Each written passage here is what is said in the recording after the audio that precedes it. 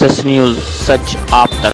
अभी तक पुलिस एक ही लोगों पे मामला दर्ज किया है, क्या कहना? नहीं, ये दुर्भाग्य है कि बिहार में जहां एक तरफ शराबबंदी कानून लागू है और डीएमसीएच में जिस तरह से बड़े असर रसूख वाले डॉक्टरों का वीडियो वायरल हुआ है और मुझे लगता है कि 24 घंटा से ज़्यादा होने को है, अब तक प्रशासन ने किसी के नाम से एफआईआर नहीं किया, किसी की गिरफ्तारी नहीं हुई है। ये दुर्भाग्य है और नीतीश कुमार के सुशासन पर और शराबबंदी कानून पर एक तरह से बड़ा ये जो है धचका कहा जा सकता है कि जहां बिहार में पूरी तरीके से शराब बंद है और एक शिक्षण संस्थान, एक मरीजों का बड़ा हब है डीएमसीएच, जहां से बड़े पैमाने पे छात्रों का भविष्य तय होता है, वहां शराब की पार्टी होती है, डॉक्टरों का वीडियो वायरल होता है और बहुत सारे डॉक्टर जिसको स्थानीय लोग चेहरा से जानते हैं, पहचानते हैं,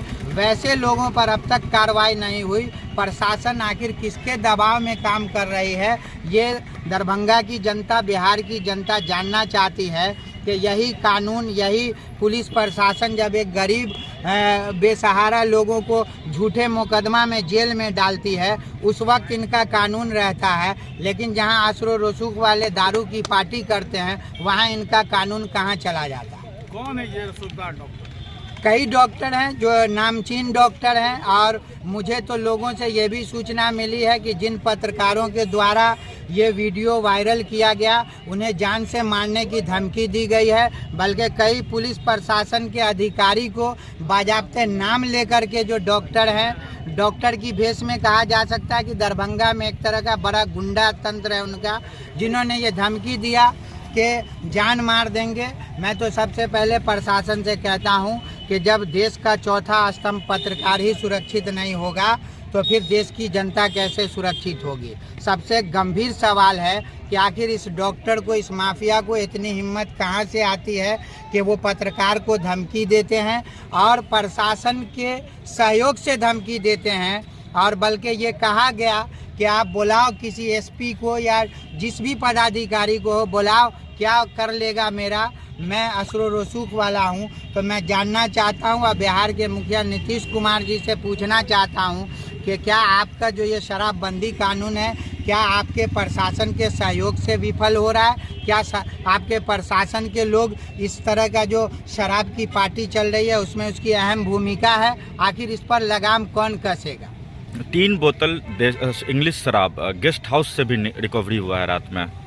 बिल्कुल, मैंने भी वीडियो फुटेज देखा है कि रेड हुआ है जिसमें शराब की बोतलें बरामद हुई है, लेकिन ये सबसे गंभीर सवाल है दरभंगा प्रशासन पे कि अब तक किसी पर नामजद एफआईआर नहीं किया गया, किसी की गिरफ्तारी नहीं हुई। मैं पूछना चाहता हूं दरभंगा प्रशासन से कि आप किसके दबाव में काम कर रहे हो, किस मंत्री के दबाव में काम कर रहे हो?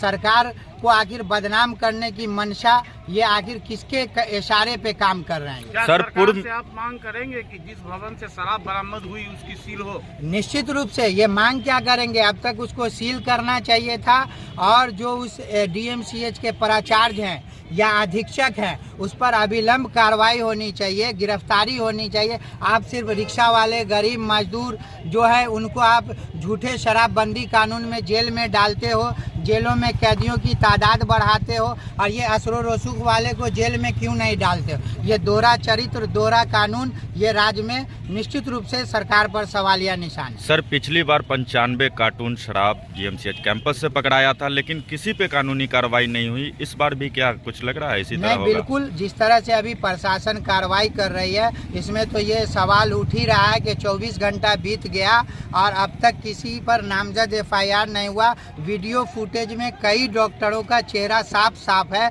आखिर प्रशासन क्या चाहती है, किसके दबाव में? क्या सरकार के मंत्री के दबाव में या नीतीश कुमार जी के दबाव में? आखिर किसके दबाव में इन डॉक्टरों पे कार्रवाई नहीं हुई, प्राचार्य पे कार्रवाई नहीं हुई? हम जानना चाहते हैं क्या ये शराबबंदी कानून सिर्फ गरीब, दलित, पिछड़ा समुदाय के लोगों के लिए है जो आप उसको जेल में डालते हो और असर रसूख वाले खुलेआम गुंडागर्दी करें, पत्रकार को धमकी दें, आईएएस आईपीएस को जूते की नोक पे रौंद दें, जज और प्रशासन की मौजूदगी में इनकी पार्टी चलती है। ये खुलेआम धमकी देते हैं कि प्रशासन हमारे जूते के नोक पे होते हैं। आखिर इतना बड़ा कलेजा डॉक्टर, जिसको समाज का एक बड़ा स्तंभ के रूप में देखा जाता है, मानवता का बड़ा चेहरा होता है डॉक्टर, आखिर ये गुंडागर्दी क्यों है और ये दरभंगा DMCH में ही क्यों है?